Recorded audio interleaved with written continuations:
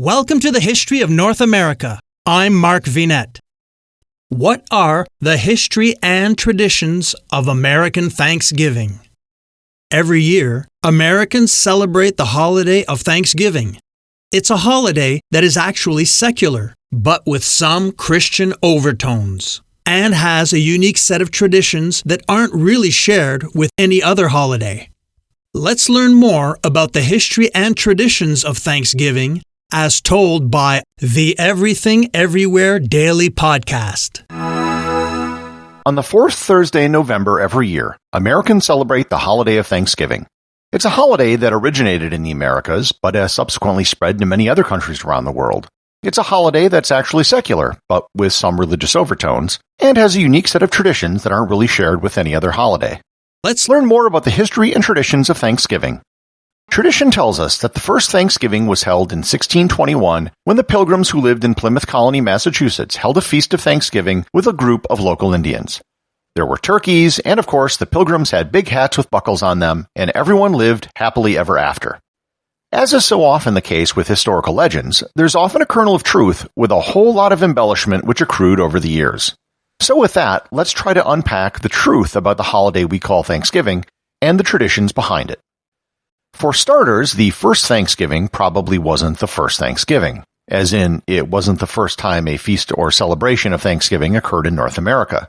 There were recorded celebrations of Thanksgiving in Virginia in 1607, and the Spanish settlement of St. Augustine, Florida in 1565. There's even a story of explorer Martin Frobisher celebrating a Thanksgiving on Baffin Island in the far north of Canada in 1579. Not only that, but the 1621 feast held by the Pilgrims was never called a Thanksgiving in any of the accounts of the event. In fact, this first Thanksgiving that we've built up so much of our mythology around was barely given a mention in the written accounts of the colony. Here is one of the only accounts of what we call the first Thanksgiving by Edward Winslow, who was one of the original Mayflower Pilgrims. Quote, "Our harvest being gotten in, our governor sent 4 men on fowling, so that we might after a special manner rejoice together after we had gathered the fruits of our labor. They 4 in one day killed as much fowl as, with a little help besides, served the company almost a week.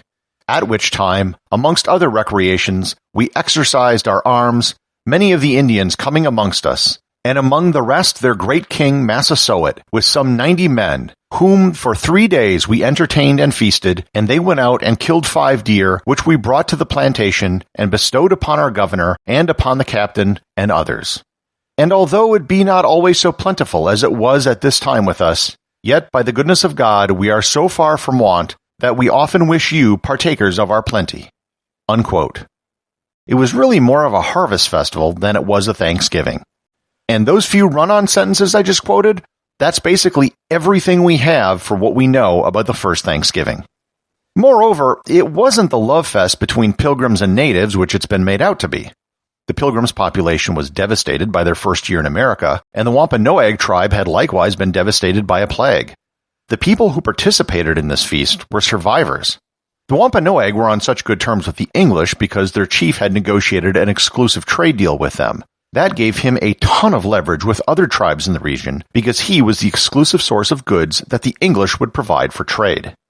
Within a generation, things between the tribe and the English went pear-shaped. Massasoit's son Metacomet became chief, who the English called King Philip, and the alliance broke down into what was called King Philip's War. While there may have been individual feasts of Thanksgiving, the creation of it as an organized holiday didn't occur until after the completion of the Revolutionary War. The First Continental Congress issued a proclamation for a national day of Thanksgiving after the Battle of Saratoga in 1777, and they continued to issue national days of prayer, humiliation, and thanksgiving. This trend continued through the presidencies of Washington and Adams, and then stopped under Jefferson. Jefferson believed that it was a violation of the separation of church and state, so never issued the proclamation for a day of Thanksgiving. After Jefferson, the tradition of a day of Thanksgiving was on and off for decades.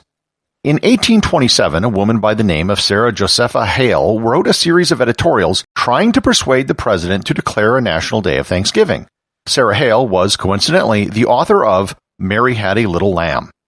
After appealing to 13 different presidential administrations, she failed to get any president to act.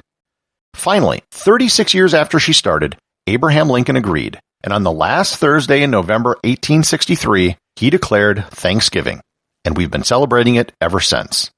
In 1939, Franklin Roosevelt tried to move Thanksgiving up a week, and it was met with great opposition. In 1941, the holiday was permanently set on the fourth Thursday of November. Thanksgiving has a lot of traditions and things associated with it. Where did they come from? Well, for starters, what's the deal with turkey? There's probably nothing which is so identified with the holiday as turkey. The Pilgrims most certainly did eat turkey, but there was nothing special about it. It wasn't the center of a meal.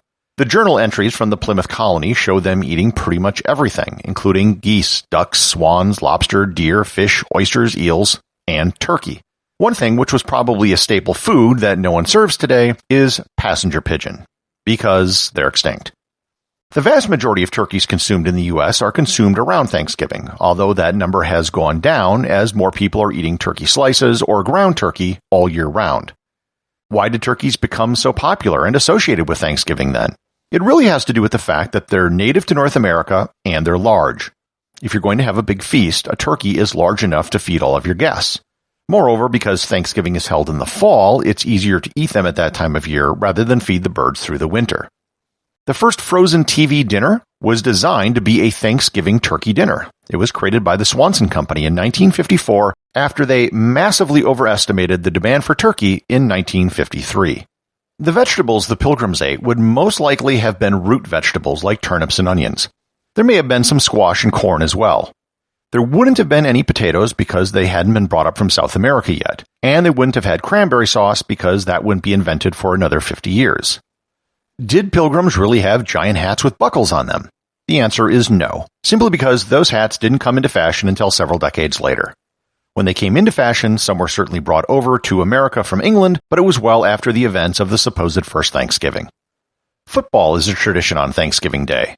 It used to be played at all levels, including high school and college, but now it's only played on Thanksgiving by the NFL. They played their first Thanksgiving game in 1920. The Detroit Lions have played every Thanksgiving since 1934, and the Dallas Cowboys have been playing on Thanksgiving since 1966.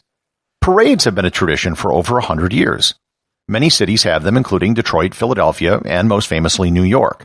Most of them were originally sponsored by department stores as a promotion going into the Christmas season. Today, Macy's in New York is one of the last stores which still sponsors a parade. The Macy's parade balloons were introduced in 1928 to replace zoo animals, which were the original parade attraction. Since 1947, the National Turkey Federation has given turkeys to the White House.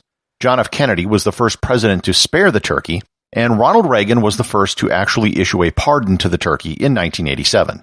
Pardoned turkeys have gone on to petting zoos, Mount Vernon, and even Disney World. As much as Thanksgiving is associated with the United States, it's not an exclusively American holiday. Canadians celebrate Thanksgiving in October. Many of their traditions came from Loyalist Americans who left for Canada after the Revolution. In Norfolk Island, Australia, it's celebrated, and it was brought there by American whaling ships in the 19th century. Japan has a Thanksgiving, which was adopted during the American occupation after World War II. I was in Tokyo during Thanksgiving, where I couldn't find a hotel room in the entire city one weekend. It's also celebrated in Liberia, particularly by the Amero-Liberian population, who are the descendants of freed slaves who migrated there.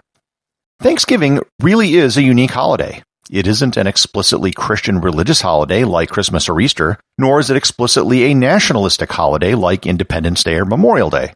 And it also isn't tied to a single person like President's Day or Martin Luther King Day. So even if many of the traditions may not be rooted in fact, Thanksgiving is still a uniquely American holiday. Winter comes a lot earlier in Canada, so their fall harvest happens earlier too. Canadian Thanksgiving was set in 1957 as the second Monday in October, when the weather is still amenable to outdoor activities. Thanksgiving in Canada is a national holiday.